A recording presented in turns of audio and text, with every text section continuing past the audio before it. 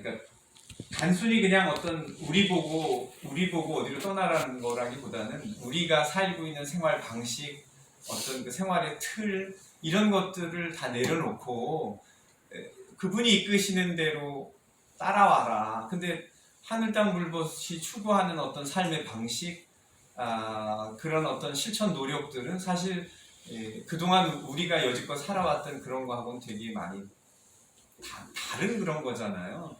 더 많이 쓰고 더 많이 갖고 더 편리하고 막 그런 걸 추구하는 게 세상의 흐름이라면 우리는 그걸 거슬러 가서 이왕이면 적게 갖고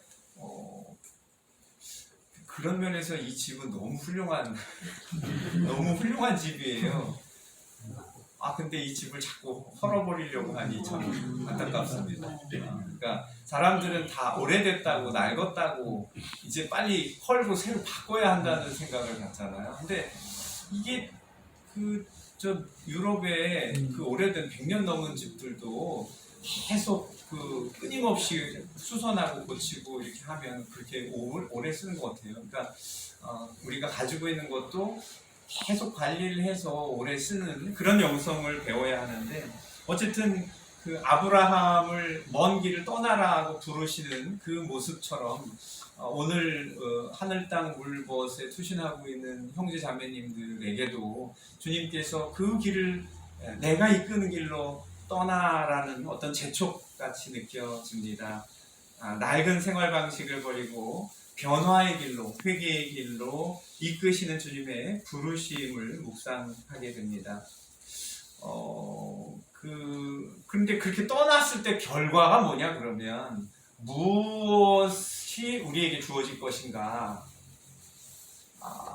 그냥 오로지 고통과 힘겨운 이 세상살이에 그럴 줄 알았으면 좀 그냥 먹고 싶은 대로 다 먹고 그냥 누리고 싶은 대로 다 누리면서 살 걸 기껏 하늘 땅 물벗 한다고 했는데 고생만 그냥 하고 이게 뭐냐 이게로 그렇게 끝나는 건가 인생이. 그리고 그렇게 했는데 지구는 하나도 구해지지도 않고 결국은 더 망가지는 거냐. 그게 아니라는 것이 오늘 복음의 그 예수님의 변모가 암시해주고 있는 것이 아닌가.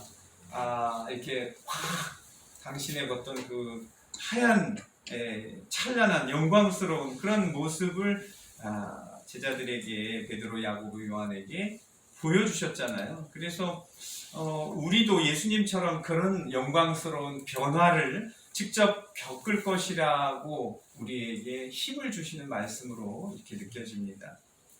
근데 이제 이런 약속은 사실 우리에게 분명히 우리가 믿는데, 문제는 정작 그 주님이 부르시는 부르심에 우리가 제대로 따르고 있는가, 정말 가야 할 곳으로 우리가 가고 있는가 하는 부분은 이제 사실 숙제로 남아있는 것이죠.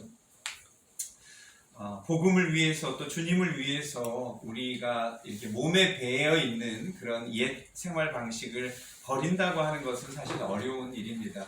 하늘 땅 물벗이 아니라도 그냥 우리가 일반적으로 전통적으로 얘기하는 그런 신앙생활 안에서도 주님을 따르기로 했지만 그 주님을 따르기 위해서 믿지 않던 때의 어떤 생활을 버린다고 하는 게 쉽지 않잖아요. 근데 우리는 이제 거기서 조금 더 나아가서 어떻게 하면 더 이 시대에 주님의 부르심에 더 이렇게 민첩하게 응답할 수 있을까를 고민하면서 우리 방식대로가 아니라 하느님의 뜻과 하느님의 방식대로 살아갈 방법을 모색하는 사람들이라고 할 수 있겠습니다.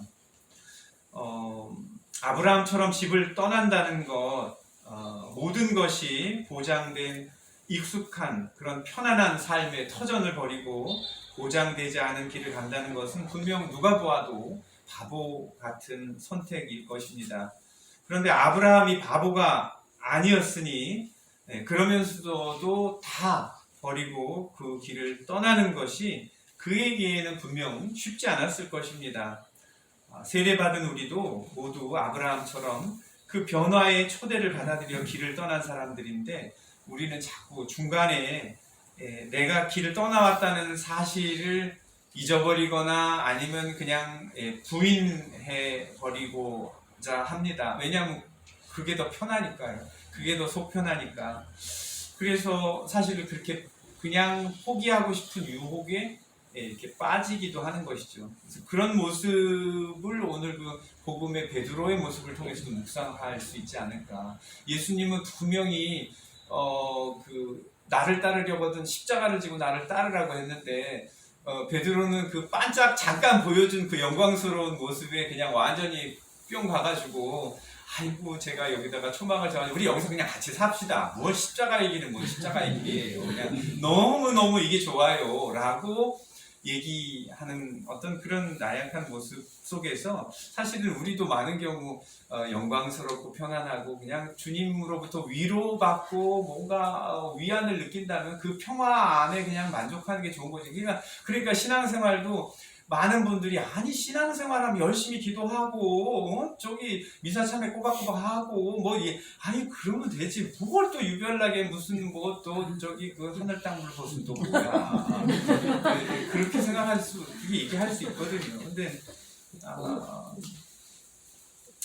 그런 어떤 안주가 아니라 다시 일어나서 가도록 주님이 우리를 부르신다는 점을 우리가 다시 한번 묵상하게 됩니다. 예수님은 제자들에게 십자가 뒤에 감추어진 영광을 살짝 이렇게 보여주셨는데 제자들이 앞으로 어떤 시련을 당하더라도 흔들리지 말고 당신을 따를 수 있도록 하느님 나라에 대한 확신과 천상적 위로를 미리 보여주신 것이라고 하겠습니다. 형제자매 여러분, 예수님은 혹독한 십자가만을 요구하시는 것이 아니라 당신의 놀라운 모습을 보여주시면서 우리를 격려해 주십니다. 제자들의 타볼산 체험에 비길 만한 위로를 우리도 사실은 미사 드릴 때마다 또 성체 앞에 나올 때마다 경험할 수 있는 것이 아니겠습니까? 성체 성사를 통해서 보여주시는 당신의 그 거룩한 현존을 우리가 이렇게 매 미사 때마다 체험할 수도 있습니다. 우리에게는 이 성체 성사가 거행되는 바로 이 자리가 제자들이 경험했던 것과 같은 또 하나의 타볼산이라고도 말할 수 있지 않겠습니까? 형제자매 여러분, 매년 사순절마다 우리는 주님의 순환을 묵상하면서 우리 자신을 성찰합니다. 세례는 받았는데 그대로 살지 못하는 우리 자신을 보면서 매번 새롭게 결심하고 또 재계를 지키는 시기가 사순절인데요. 생태환경 문제와 연관해서도 여러 가지 많은 그 어떤 생각이나 결심들을 하면서도 실제로 그런 실천을 이렇게 시종일관 꾸준히 해 나가는 것이 사실 쉽지 않은 것도 사실입니다.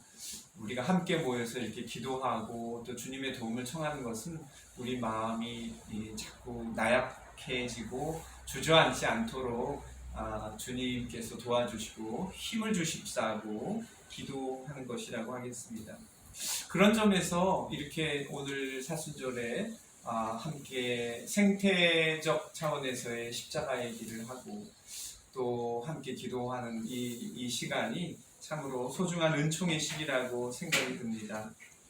당신을 찾는 이들에게 주님께서 다양한 방식으로 당신의 현존을 드러내시고 힘을 주셔서 우리가 짊어져야 하는 일상의 십자가를 잘 지고 갈 수 있도록 위로해 주시니 참으로 은총의 시간이라고 하겠습니다.